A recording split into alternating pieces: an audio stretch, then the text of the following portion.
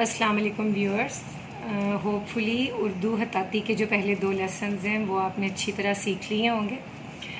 तो आज हम दाल, डाल, जाल इसकी प्रैक्टिस करेंगे और इसको हम किसी भी लफ्ज़ के साथ जोड़ के एक पूरा बनाएंगे, पूरा एक लफ्ज़ बनाएंगे हर्फ, इस दाल हर्फ को जोड़ के किसी भी लफ्ज़ के साथ। तो हम दाल से स्टार्ट करते हैं। दाल थोड़ा सा आपने लाइन से ऊपर से स्टार्ट करना है और नीचे से आपने राउंड करना है। ये ऊपर से चौड़ाई में होगा और नीचे से थोड़ा सा गोलाई में और बारीक होगा। दाल, डाल, सेम शेप है, दाल, डाल और जाल।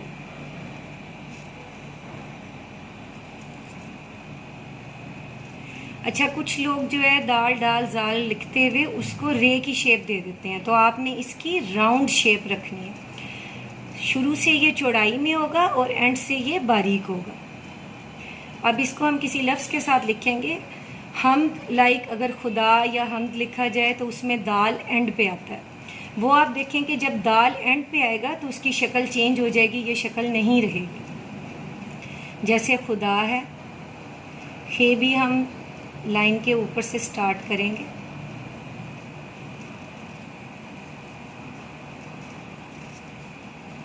अब आपने देखा है कि यहाँ पे हे की, दाल की शक्ल चेंज हो गई है, ये गोलाई में नहीं रहा। खुदा। अब आगे हम लिखेंगे हमद।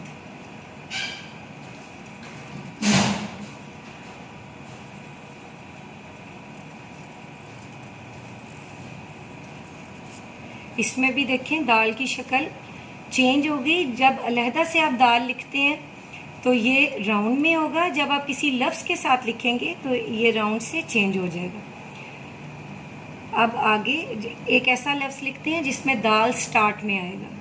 हम दाल ही लिख लेते हैं। अब ये स्टार्ट में आया है तो अलिफ इसके ऊपर से स्टार्ट होगा, यानी अलिफ के हाफ से तकरीबन दाल आएगा। और आगे लाम।